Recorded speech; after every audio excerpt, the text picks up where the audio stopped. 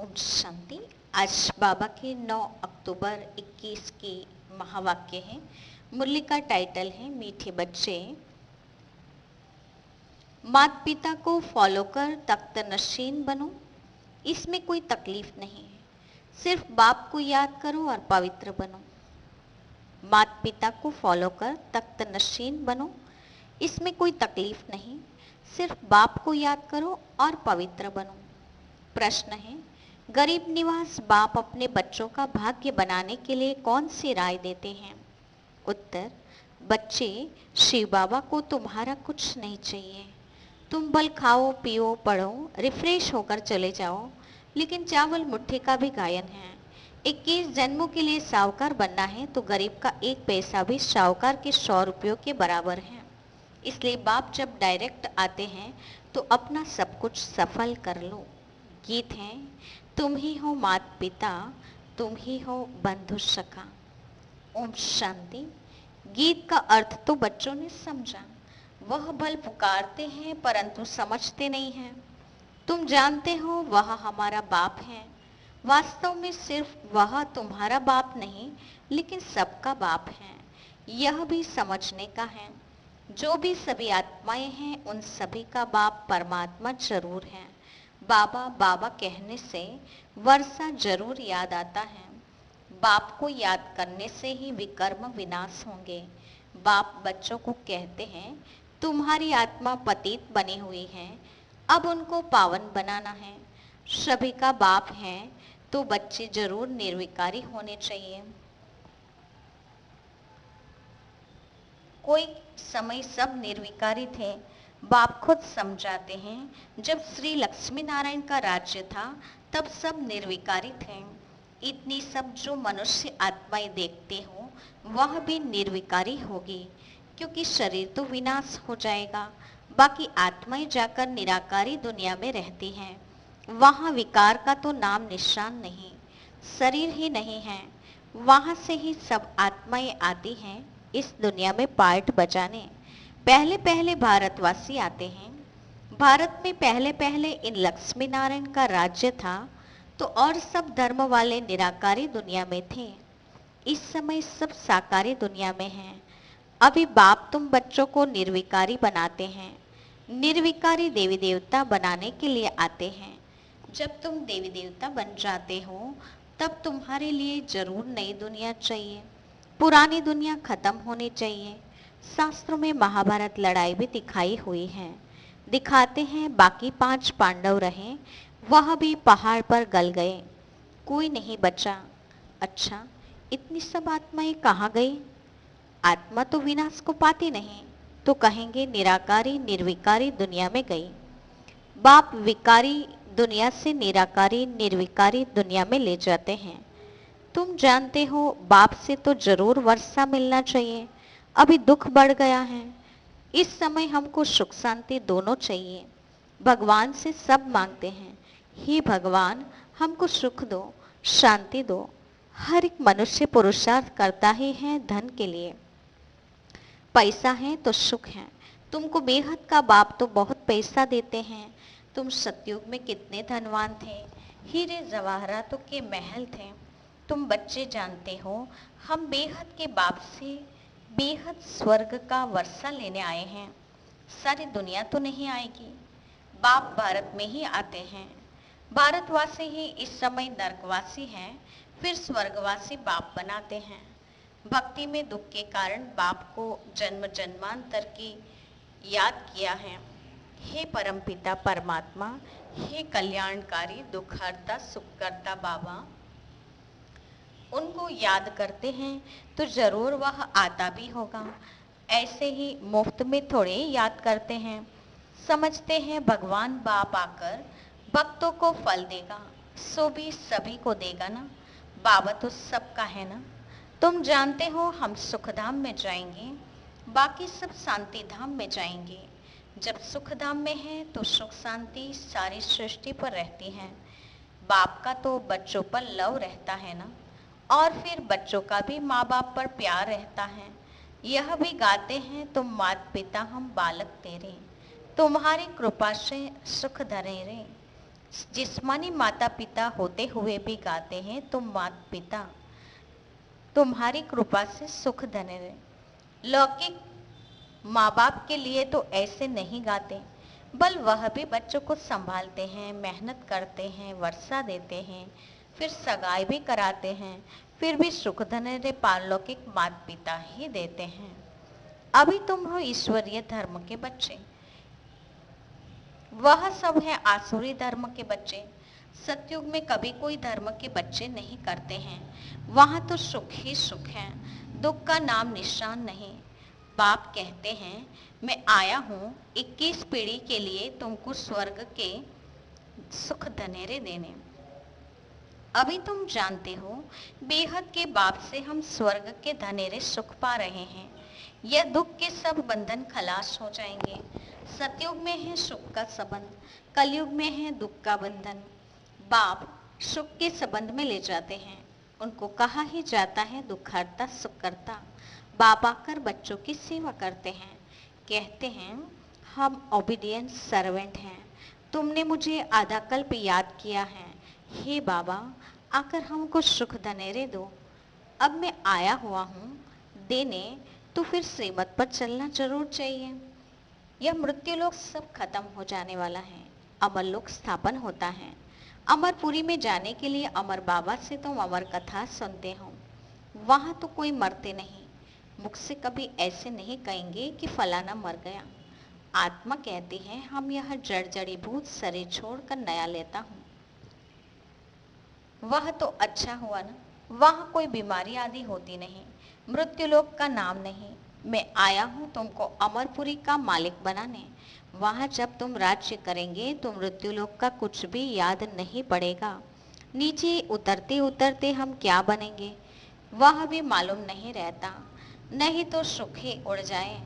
यहाँ तो तुमको सारा चक्र बुद्धि में रखना है। बरोबर स्वर्ग था, अब नर्क है, तब तो बाप को बुलाते हैं। तुम आत्माएं शांति धाम की रहने वाली हो, यहाँ आकर पार्ट बजाती हो। यहाँ से तुम संस्कार ले जाएंगे घर, फिर वहां से आकर नया शरीर धारण कर राज्य करेंगे। अभी तुमको निराकारी आकारी और साकारी दुनिया का समाचार सुनाते हैं। सतयुग में थोड़ी यह पता पड़ेगा, वहां तो सिर्फ राज्य करेंगे। ड्रामा को अभी तुम जानते हो, तुम्हारी आत्मा जानती है सतयुग के लिए हम पुरुषार्थ कर रहे हैं, स्वर्ग में चलने लायक जरूर बनेंगे, अपना भी कल्याण और दूसरों का भी कल्याण करेंगे। फिर उन्हों की आशीर्वाद तुम्हारे सिर पर आती रहेगी। तुम्हारा प्लान देखो कैसा है। इस समय सभी का अपना अपना प्लान है, बाप का भी प्लान है। वो लोग डैम आदि बनाते हैं ना, तो बिजली आदि पर कितने करोड़ों रुपए खर्च करते हैं। बाप समझाते हैं अब वह सब है आसुरी प्लान, हमारा है ईश्वरीय प्लान। अब किसका प्लान विजय हो पाएगा, वो तो आपस में ही लड़ पड़ेंगे, सभी का प्लान मिट्टी में मिल जाएगा। वो कोई स्वर्ग की स्थापना नहीं कर सकेंगे, वो जो कुछ करते हैं दुख के लिए। बाप का तो प्लान है स्वर्ग बनाने का। नर्कवासी मनुष्य नर्क में ही रहने के लिए प्लान बनाते हैं, बाबा का प्लान स्वर्ग बनाने का चल रहा है। तो तुमको कितनी न खुशी होनी चाहिए। गाते भी हो तुम्हारी कृपा से सुख धनेरे, वह तो पुरुषार्थ कर लेना है ना। बाप कहते हैं जो चाहिए सो लो, चाहे विश्व के मालिक राजा रानी बनो, चाहे फिर दास दासी बनो, जितना पुरुषार्थ करेंगे। बाप सिर्फ कहते हैं एक तो पवित्र बनो और हर एक को बाप का परिचय देते रहो। अल्फ को याद करो तो बेबादशाही तुम्हारी है। बाप तो याद करने में ही माया बहुत विघ्न डालती है, बुद्धि योग तोड़ देती है। बाप कहते हैं जितना मुझे याद करेंगे तो पाप भी भस्म होंगे और उच्च पद भी पा लेंगे। इसलिए भारत का प्राचीन योग मशहूर है। बाप को लिबरेटर भी कहते हैं। 21 जन्म के लिए बाप तुम्हें दुख से लिबरेट करते हैं। भारतवासी सुखधाम में होंगे, बाकी सब शांति धाम में होंगे। निराकारी दुनिया और साकारी दुनिया का प्लान दिखाने से जज समझ जाएंगे और धर्म वाले स्वर्ग में आ न सके। स्वर्ग में तो ही देवी देवता ही होते हैं, ये ड्रामा की नॉलेज बाप के सिवाय कोई समझा न सके। बच्चे आते ही हैं बाप से वर्षा लेने, सुख धनेरे तो है ही सतयुग में। बाप में फिर बाद में रावण राज्य होता है, उसमें होते हैं दुख धनेरे। अभी तुम समझते हो बाबा हमको सच्ची सच्ची कथा सुनाकर अमरलोक में जाने लायक बनाते हैं। अभी ऐसे कर्म करते हो तब तो 21 जन्मों के लिए धनवान बन जाते हो। कहते भी हैं धनवान भव पुत्रवान भव। वहाँ एक बच्चा एक बच्ची तुमको जरूर होंगे। आयुष्यवान भव, तुम्हारी आयु भी 150 वर्ष होगी। अकाल मृत्यु कभी होता नहीं, यह बाप ही समझाते हैं। तुम आधा कल्प हमको पुकारते आए हो, सन्यासी ऐसे कहेंगे क्या? वह तो क्या जाने। बाप कितना प्यार से बैठ समझाते हैं, बच्चे यह एक जन्म अगर पावन बनेंगे तो 21 जन्म पावन दुनिया के मालिक बनेंगे। पवित्रता में तो सुख है ना। तुम पवित्र देवी धर्म वाले थे, अब अपवित्र बन दुख में आए हो। स्वर्ग में निर्विकारी थे, अभी विकारी बनने से नरक में दुखी हुए हो। बाप तो पुरुषार्थ कराएंगे ना, स्वर्ग के महाराजा महारानी बनो। तुम्हारे बाबा मम्मा बनते हैं ना, तो तुम भी पुरुषार्थ करो, इसमें मुझने की कोई बात नहीं है। बाप तो किसको पांव पड़ने भी नहीं देते हैं। अभी बाप समझाते हैं, हमने तुमको सोने हीरे के महल दिए, स्वर्ग का मालिक बनाया। फिर आधा कल्प तुम भक्ति मार्ग में माथा घिसाते आए, पैसा भी देते आए। वह सोने हीरे के महल सब अब कहाँ गए? तुम स्वर्ग से उतरते उतरते नर्क में आकर पड़े हो। अब तुमको फिर से स्वर्ग में ले जाता हूँ। तुमको कोई तकलीफ नहीं देता हूँ, सिर्फ मुझे याद करो और पवित्र बनो। भले एक पैसा भी ना दो, खाओ पियो पढ़ो रिफ्रेश हो चले जाओ। बाबा तो सिर्फ पढ़ाते हैं, पढ़ाई का पैसा कुछ नहीं लेते। कहते हैं बाबा हम देंगे जरूर, नहीं तो वहाँ महल आदि कैसे मिलेंगे। भक्ति मार्ग में भी तुम ईश्वर दान गरीबों को देते थे, फल भी ईश्वर देगा, गरीब थोड़ी ही देगा, परंतु वह मिलता है एक जन्म के लिए। अब तो बाबा आप डायरेक्ट आए हो, हम यह थोड़े पैसे देते हैं, आप हमको 21 जन्म के लिए स्वर्ग में देना। बाप सबको साहूकार बना देते हैं, पैसे देते हो तो तुम्हारे ही रहने के लिए मकान आदि बनाते हैं, नहीं तो यह सब कैसे बनेंगे। बच्चे ही यह मकान आदि बनाते हैं ना। शिव बाबा कहते हैं मुझे तो इनमें रहने का नहीं है। शिव बाबा तो निराकार दाता है ना, तुम देते हो, तुमको 21 जन्मों के लिए फल देते हैं। मैं तो तुम्हारे स्वर्ग में ही नहीं आऊंगा, मुझे नर्क में आना पड़ता है तुमको नर्क से निकालने के लिए। तुम्हारे गुरु लोग तो और ही दुबन में फंसा देते हैं, वह कोई सदगति नहीं देते। अब बाप आए हैं पवित्र दुनिया में ले चलने, फिर ऐसे बाप को याद क्यों नहीं करते। बाप कहते हैं कुछ भी पैसा न दो, सिर्फ मुझे याद करो तो पाप नाश होंगे और मेरे पास आ जाएंगे। यह मकान आदि तुम बच्चों ने अपने लिए ही बनवाए हैं। यहाँ चावल मुट्ठी का गायन है ना, गरीब अपना हिम्मत अनुसार जितना देते हैं उतना उनका भी बनता है। जितना साहूकार का पद उतना गरीब का, दोनों का एक हो जाता है। गरीब के पास है ही 100 रुपया, उनसे 1 रुपया दे, साहूकार को तो बहुत है तो वह 100 दे, दोनों का एक ही फल होगा। इसीलिए बाप को गरीब निवास कहा जाता है।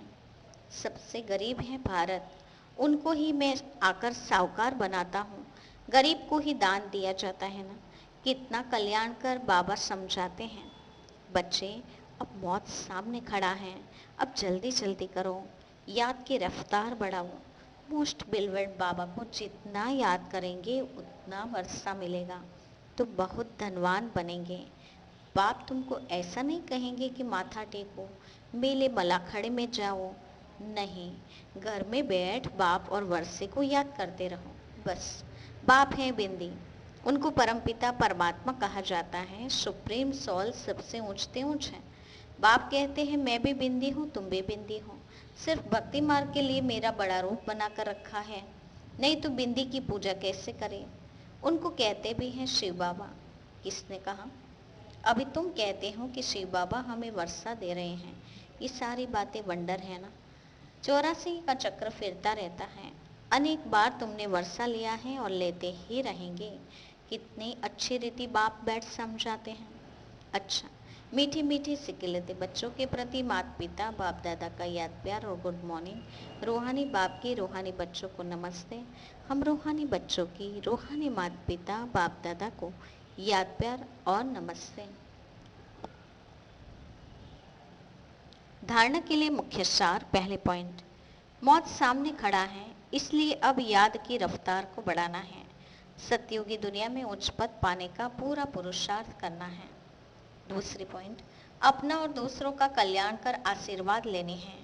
पवित्र दुनिया में चलने के लिए पवित्र जरूर बनना है।